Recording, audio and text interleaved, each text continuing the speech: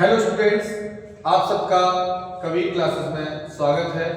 आज मैं आपके लिए लेके आया हूँ क्लास 10 यूपी बोर्ड से हिंदी पाठ्यक्रम और इसमें कौन सा प्रश्न कितने अंक के लिए आपके पेपर में आएगा, ये सब हम इसके बारे में बात करेंगे।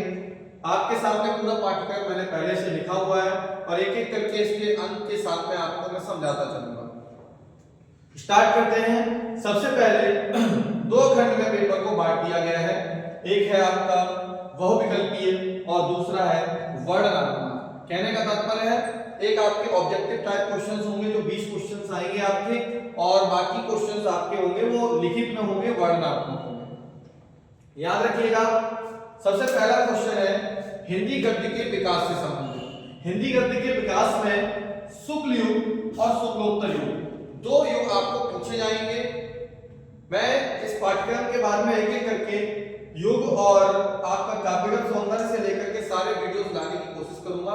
अभी मैं आपको सिर्फ बता रहा हूं कि शुक्ल युग और शुक्लोत्तर युग से आपके संबंधित प्रश्न आएंगे, जो प्रश्न आपके 5 नंबर में पूछे जाएंगे। यानी कि आपका पहला खंड जो है, पहला प्रश्न जो है खंड से, वो 5 नंबर का रहने वाला है। दूसरा प्रश्न है हिंदी काव्य से। हिंदी काव्य में आप देखेंगे कि दो काल, बीती काल और आधुनिक काल, दो काल आपसे पूछे जाएंगे और इसके विकास से संबंधित प्रश्न होंगे। ये भी खंड आपका 5 नंबर का रहेगा। आप देखते हैं कि दो प्रश्न आपके 10 नंबर के हो गए। ये बाकी भी आपके 10 नंबर में रहने वाले हैं। काव्यगत सौंदर्य तत्व, इसमें रस, छंद और अलंकार 3 चीजें आपकी आती हैं। बात की जाए रस की, हास्य रस और करुण रस, 2 रस आपके सिलेबस में हैं और ये आपसे पूछे जाएंगे। इनमें से कोई एक पूछा जाएगा जो कि आपको 1 नंबर में आएगा। अलंकार भी आपका 1 नंबर में आएगा, जो आपके सिलेबस में अलंकार है, आपको दिख रहे होंगे। उपमा, रूपक, उत्प्रेक्षा, ये अर्था के पार्ट है और ये आपके आ जाएंगे। छंद, सोठा और रोला, इनमें से भी एक ऑब्जेक्टिव क्वेश्चन आपके लिए आएगा एग्जाम में, इसको आप याद रखिएगा। नेक्स्ट क्वेश्चन जो है क्वेश्चन नंबर 4 है हिंदी व्याकरण से शब्द रचना। अब शब्द रचना वाले टॉपिक में आप याद रखिएगा, शब्द रचना से आपको हिंदी व्याकरण से आपको 3 नंबर का फंसेगा। उपसर्ग, समास और तद्भव, तत्सम, पर्यायवाची में से कुछ एक पूछा जाएगा। ये 3 नंबर में आपका रहेगा। संस्कृत व्याकरण में आप देखेंगे कि आपके प्रश्न बहुत ही कॉमन रहने वाले हैं। जैसे कि आपका 1 नंबर में ये प्रश्न पूछा जाएगा, सर्वनाम, तद और युष्मद वाला। उसके बाद वाक्य स्वरूप भी आपका 1 नंबर का रहने वाला है। उसके बाद आप नेक्स्ट में देखते हैं वाच्य और वाच्य परिवर्तन 1 नंबर में, और विकारी और अविकारी शब्द भी 1 नंबर में पूछे जाएंगे। तो आपका 1 2 3 4 5 6 7 8 9 10 ये इक्वल टू 10 और ये दोनों मिलाकर के 10, यानी कि आपके 20 नंबर के ऑब्जेक्टिव क्वेश्चंस हो जाते हैं इसी प्रकार से। दूसरे खंड की बात की जाए तो वर्णनात्मक है आपका खंड वह है। इसमें आप देखेंगे कि पहला क्वेश्चन जो है वो आपका है गद्यांश आधारित प्रश्न।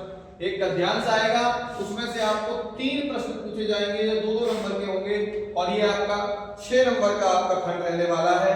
दूसरा खंड भी पद्य पर होगा, एक काव्य रचना दे रखी होगी, उसमें 3 क्वेश्चन आएंगे, 2-2 नंबर के होंगे, 6 नंबर आपको ये देंगे। इसके अलावा संस्कृत गद्यांश आपको ससंदर्भ अनुवाद करने के लिए मिलेगा। ये आपके पेपर में भी 5 नंबर का होगा, जो 3+2 के सीक्वेंस में होगा, ये 5 नंबर में आएगा आपका। संस्कृत पद्यांश भी सेम वही कंडीशन में 3+2 5, ये एक श्लोक हो सकता है, ये आपके लिए दिया जाएगा जो 5 नंबर में होगा। इसके बाद आगे देखें आप तो 3 नंबर में आपसे एक कथा वस्तु, एक चरित्र चित्रण या फिर जो भी आपके में दे रखा है मातृभूमि के लिए, वो आपसे पूछा जाएगा। ये 3 नंबर में होगा।